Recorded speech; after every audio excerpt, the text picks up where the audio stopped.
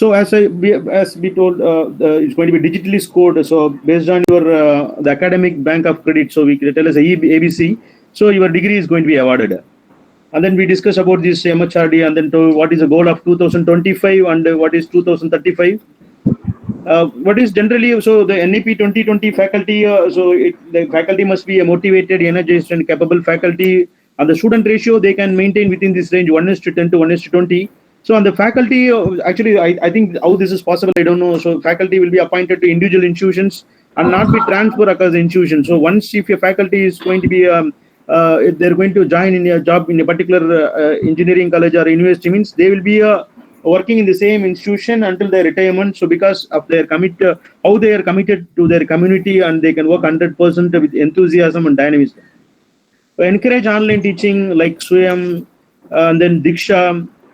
And then we need it may be you can see so in colleges, so we'll be having a senior faculties. That senior faculties will be guiding the junior faculties or the remaining faculties.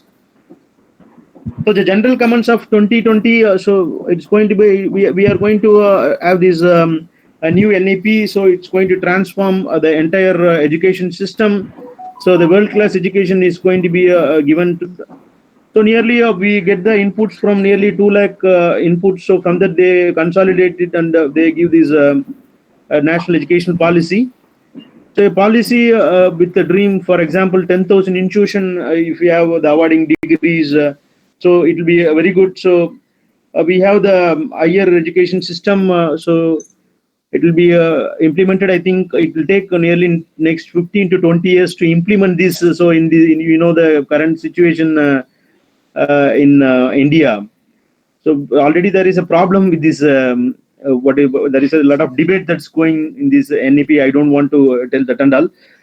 We have a new regulatory framework. So the existing the existing education policy concentration is more on access, equity, quality, and accountability and transparency. So the new framework will be based on the speed, efficiency, and the diversity. So we are going to concentrate more in this the national education policy 2020 based on the student centric. So the student centric is going to be the very important thing. What are the different skill set the student is having, the practices the student is having, enabling the lifelong learning to the student, like NPTEL or any other online that is self-learning interest that we are going to create, and they're going to sustain for the a lifelong time. So that's going to be the thing. And then he must be an independent problem solver. So that capacity must be given to the student, that we are going to concentrate more in the NEP 2020. And then coming to the multidisciplinary education system. So as I told already, a 5th standard student, they can select their, after completing the first grade, that's the first 5 years education, the next 3 years, they can select what is going to be the vocational subject is a must for the student. So vocational subject, it may be a plumbing, or it may be electric and gardening, it may be agriculture, or it may be part making, or it may be electrical, is interested in robotics, making small robots. That will be added in the next term. That's the next system in the school student. Next system first that is the first KG is 3, and then we have 1 and 2, 3, 4, 5. In the 3, 4, 5th standard itself, the student will be having a vocational course. That's a compulsory vocational course that's going to give you hands-on training to the student in which area the student is interested. And then coming to that's going to be the multidisciplinary discipline. So the student will be having a very good critical thinking. Is going to learn more at once. Is going to be a very good problem solving thinking, strong mentorship, and then diversity is going to interest you have. So not in a single path university, you'll be thinking like a point with different arrows. And then the opportunities, you have a unique classroom experience, and preparing him for not for one job, preparing for multiple jobs, or preparing for any new jobs. That will be the multidisciplinary education. And then we already discussed about it's going to be 3 or 4 year degree program. So what that's going to be the new NEP tells.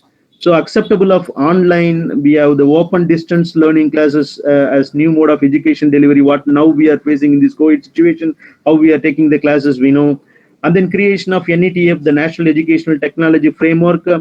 establishment of NTA, National Testing Agency. So this is a single entry examination point. As I told, to the 9th to the 12th student, we don't have a public examination after completing their 9th to 12th, but they will be graded according to their grades, or it may be the credit points they will be added, and they will be promoting to the next standard. But it's not like a public exam. But after completing this 9th to 12th, they'll be having the single entry examination that's going to be conducted by a national testing agency, similarly like JEE for IIT, and this need for that's going to be for the medical accreditation. So we emphasize more on accreditation for a regular and routine checking, or the infrastructure, and also the faculty retention, or that is the how the knowledgeable of faculty increases. So that for that we go for the accreditation, and then we have the faculty development for the teachers, and then internalization is seen. So you can see some Indian campuses will be working in abroad, and the abroad university will be in India. So that's going to be the thing. And finally, the NEP 2020 is flexibility is going to be the key.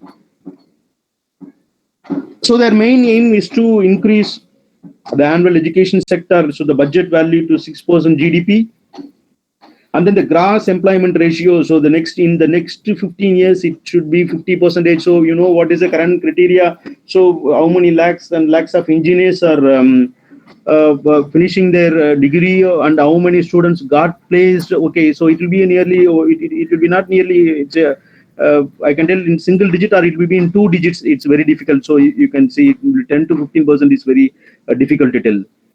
And then we have the HECA, the Higher Education Commission of India. So that's going to be a routine body. So that's going to be a regular body.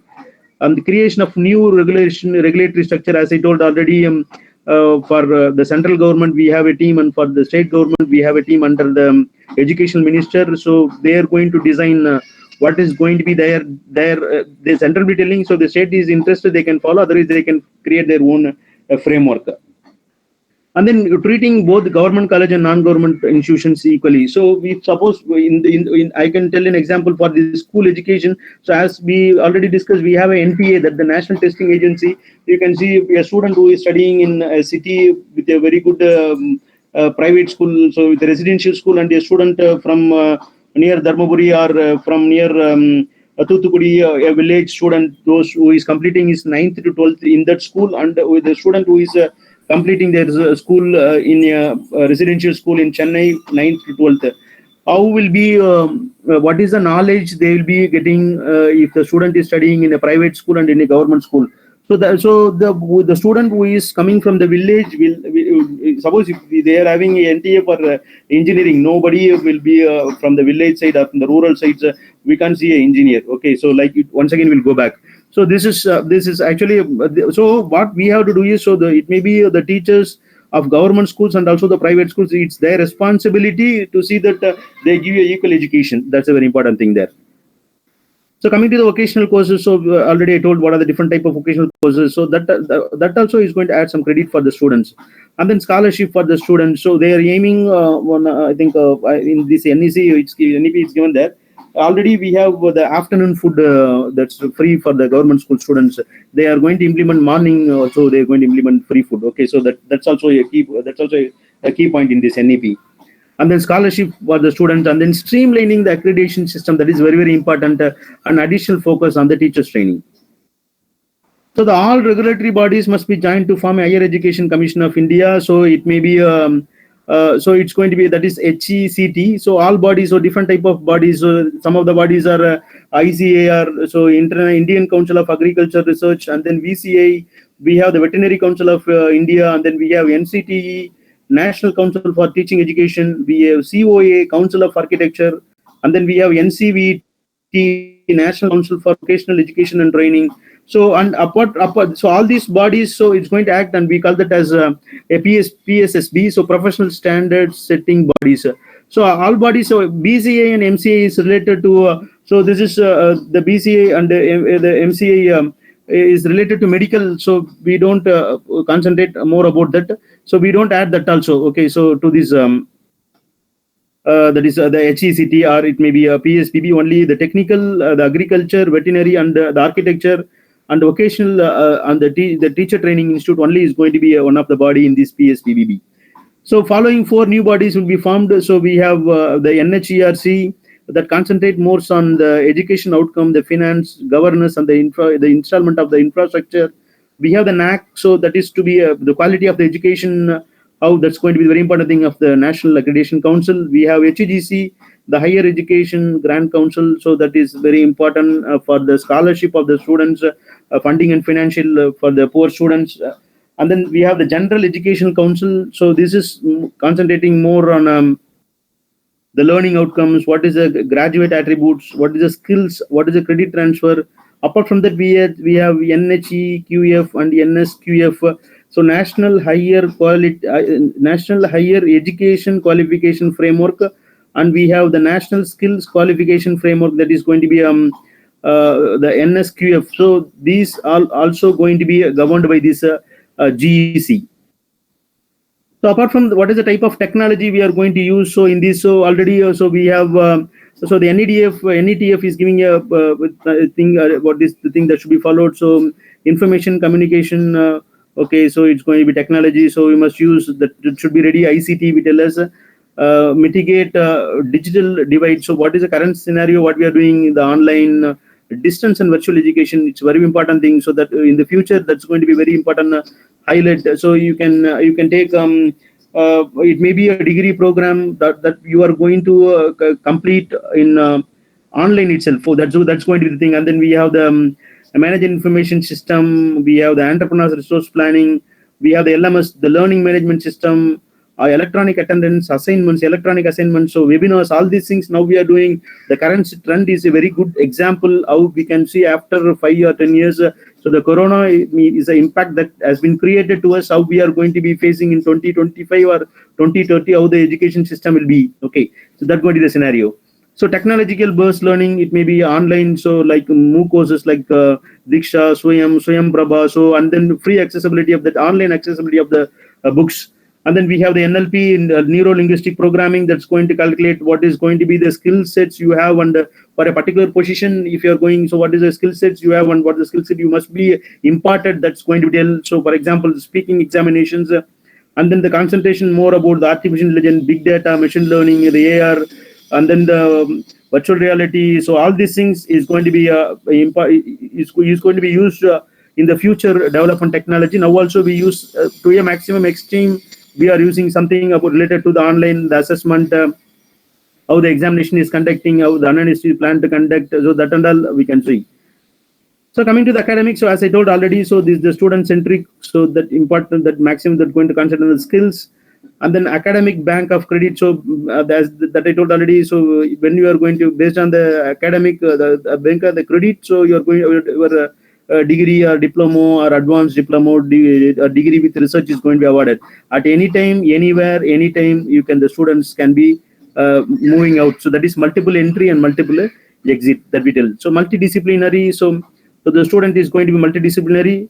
I think I think in this I have left that virtual labs. So virtual labs. So what are the web resources or video resources, or it may be animated demo, or be there self-evaluation will be there. That is going to be actually a virtual lab. So that is going to be multidisciplinary. So the student will be having. So I'm not going to impart a student with a single knowledge. So he'll be having entire knowledge, the knowledge about the entire things, and he'll be good in one knowledge. He'll be good in one technique, but he'll be having the entire thing. So he'll be having a particular knowledge on that. And then, so coming to the school education system, so mother tongue and other languages. So what they have planned now is up to 5th standard, they're planning the education should be in their own language. So that is, if suppose you are in Tamil Nadu, up to 5th standard, the school will be using only Tamil. Okay, so that means you don't have English, Hindi, and all. English will be there, but it will not be a. That is, it may be one additional subject, like Hindi may be one additional subject. So the up to 5th standard, everything will be taught in their mother tongue, and other languages also will be there, like English will be there, and also the third language compulsorily they will have Hindi. And then we have the single entrance examination that we already discussed. After the 12th standard, 9th to 12th standard, we are having a single entrance examination that's going to be tested by NTA. And then different type of exams, they reform the exam. It may be an open book test, on demand test, it may be group exams, like that. You conduct So the academic bank of credit, so is based on these things. So only is the bachelor of liberal education, convert the credits into, it may be based on the credit you'll get a diploma or you'll get a degree. So you will be studying in any national or international institution. If it's going to be international institution in a particular university or in your university itself, you'll be having a block or that particular chapter, or you'll be having that foreign university that will be run by my university. It's not a must you have to go to get a if you want to get a degree from foreign university degree, it's not must you have to go there. You can earn the credit sitting here itself. And then continuous learning enabler, so that is the thing that I told in the first one, lifelong learning, enabling the lifelong learning of the student. That is and then the distance online mode and the virtual mode videos. So according to the current trend, so we concentrate more on the online degrees or the online diploma courses. So distance education, so that's going to be done in online. That's going to be the thing. And then you can study with any subject combination. So it may be so it's not important thing. So as I told, if a fifth student after completing your fifth standard, or if you are going for the next level 6, 7, 8, suppose if you are interested in electrical, so you will be having a subject related to electricals. Okay, if you are interested in agriculture, you will be having a subject related to agriculture. So but the remaining subjects also will be there, but you will be learning more about what is your interest. That's going to be the criteria. So that's going to be the subject combination. This will be for the higher education institution also. So coming to the research, so we are going to give more importance to the research. So the creation of National Research Foundation is very important. Research development of the ecosystem, focus towards the internship and industry. So what is their problem they are facing, and the research team from your education system or from a university is going to give you a solution to the particular problem nearby. It may be related to agriculture, or it may be a rural problem. It may be the rural may be having a problem. Anything, companies, we are going to give you a solution in terms of this research oriented. And then innovation and entrepreneurship. So we are going to create. So really from their fifth standard, if they are training in this education system, so surely as they told, the 50% of the student, or it may be, I can tell now, not even 1%, or it may be 1 or 2% will be becoming an entrepreneur. So surely in 2025 or 2035, at least 25 to 30% of the students who graduated, if you're becoming an entrepreneur, means at one stage you can tell my India will do not be having all will be having a job. So that's going to be the thing. And then openness towards international collaboration. So it may be with other universities, other countries like that. I think today also, so one of my students asked for they are going to do that 6-month project, or the foreign university is giving to the students. So they are doing that. So at the time, so that there will be more opportunity given to the students, since their academic growth will be good. And then research incentives should be given for the faculties also. So now also a lot of faculties are getting the research incentives, especially if you take in Anna University, IITs, or any other universities, and also in many colleges. So we have these incentives. So if you are a research student, so you'll be getting a research incentive from your supervisor, from a guide like that. And then sustainable development goals and the societal needs. So we are going to give the solution for that as education, as a student, so with a very good academic background. And then for the faculties and the student and the staff development, so we must give the teacher training, the training programs. It may be related to research and new knowledge. Multidisciplinary qualification should be there for the faculty. So if you ask any questions in any area, so the faculty should be ready to answer the questions. So teaching award and reward recognition by the particular institutions, the representation of the faculties in various bodies. So they will be there in a lot of, you can see in the racking, suppose you have racking. So in the committee, one of our faculties will be there. Syllabus committee, one of our faculties will be there. So if your faculty is going to be there, means you will be in any of the governance. So the faculty is giving importance. And then recruitment of the faculty, so that's going to be, they didn't give any standard for the recruitment of the faculty, how that's going to be. So that I'm not going more about that. And then the implementation issues, so understanding of the autonomy. So what is right now? So if I am having autonomy in my college, so you can. I am not only interested in be teaching. So I'll be doing lot of other departmental activities will be there. So especially a very good example. So you can take our department faculties. You can see they'll be involved in not only teaching, they'll be involved in a lot of other extracurricular activities or other academic, maybe academic or non-academic related activities, but that will be not related to the department, but that will be related to the college. So and then how much the higher education system is going to be, how the budget allocation is going to be, how we are going to allocate. So like the self-financing or the private schools or colleges, how they are allocating. Similarly, like that, the government college is going to allocate. Means surely at one time the NTA examination will be cleared by a student who is coming in rural and also who is coming in a particular city. So budget, as I told at the beginning, 6% of this GDP must be allocated for the education. So 10K institutions must be becoming autonomous in 2035. 10,000 institutions but must become autonomous in 2025. In 2035, there should be no, it should be only a university. So there will be a college, we call as a autonomous college which gives their own degree. That's going to be, we call this is going to be a university at the end of 2035. That's going to be the goal of this education policy. And then rural settings, so that we are going to change the good quality of the teachers, and then smooth functionality of the newly defined regulatory bodies. So the regulatory bodies that we are going to set for the central government, the state government, that should be a smooth functioning. So as I conclude with this, so the education system has been a slow moving entity for the past 34 years, I think, but now it gets speed up. But I don't know how much the positive and how much the negatives we'll be having. Anyway, we leave the negatives and we step up with these positives, and we'll try to implement this policy. So it's very important to understand.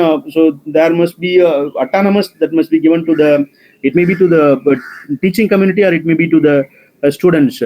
So and then so you can see now what is the current scenario that is going now. So we take this the new policy, so it's going to be implemented in the future, and we think positively and we use this effectively. And in 2035, we see that the student, as I told, the student from the rural and also is coming from the city should be able to compete and get the success in this NTA. And also that's in 2035 we should have a lot of affiliated colleges with granting their degree.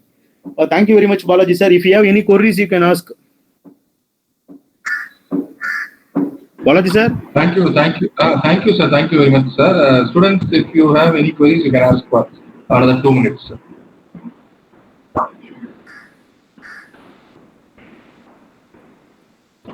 If anything has to be asked, you can post in the query. Chat session also. If you feel that China should go for that only, that new education policy we are going for, you can ask, no problem. Anyway, I am also seeing in the post also.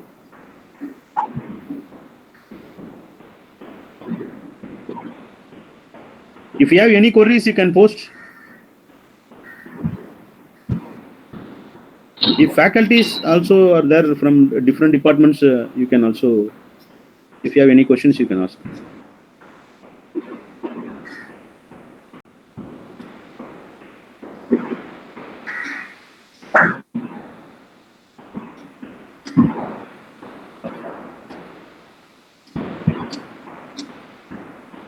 Balaji sir?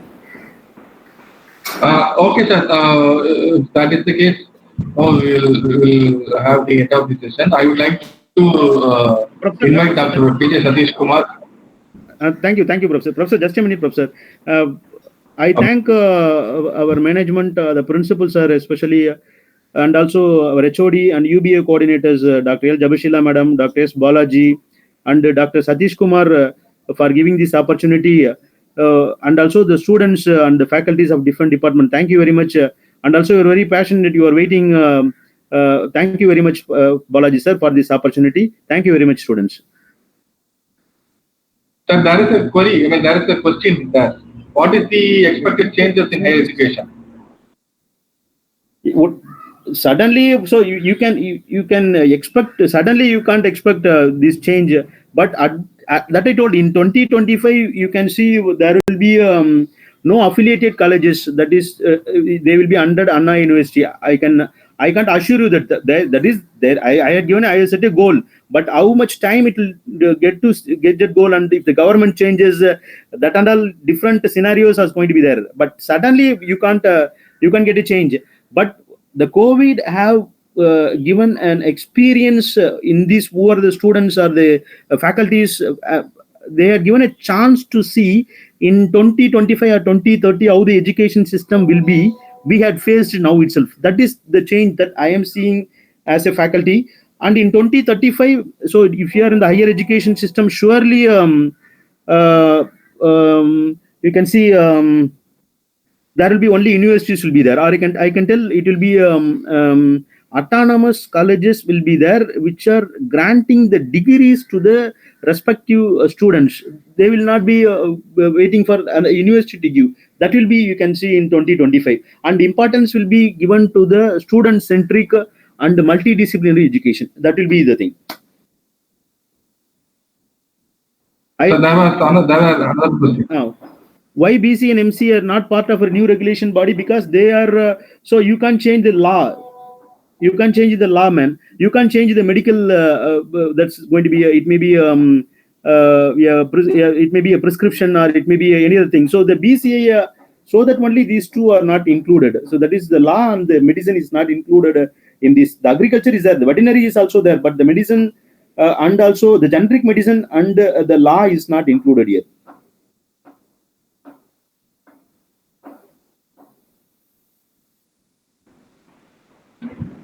Balaji sir, any more? I think there's some message. Okay, sir. We will end up here. Now, I would like to invite Dr. P. Satish Kumar to give a vote of thanks.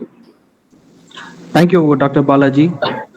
It's my immense pleasure to deliver the vote of thanks on behalf of Manimala Engineering College Management, Principal, Directors, and all HODs and staff members. And I thank all the participants who patiently waited and listened to the session despite of the technical difficulties. And I would like to thank Dr. N. Pugalenthi, Professor CSE Department, for giving a beautiful insight on what the Education Policy 2020 is all about, and also answering the queries. And finally, I wanted to thank all the panel members, starting from Dr. Mani, Principal, HOD, Dr. S. Murugavelli, and Pugalenthi sir, Dr. Balaji, and Jabarshila ma'am, Dr. Jabarshila ma'am, and Anita Moses ma'am. Thank you, everyone. Thank you. I once again thank all the participants who actively stayed back in the session and listened to the session. Thank you. Thank you, everyone. Thank you, sir. Thank you very much, sir. Thank you, sir. Thank you very much.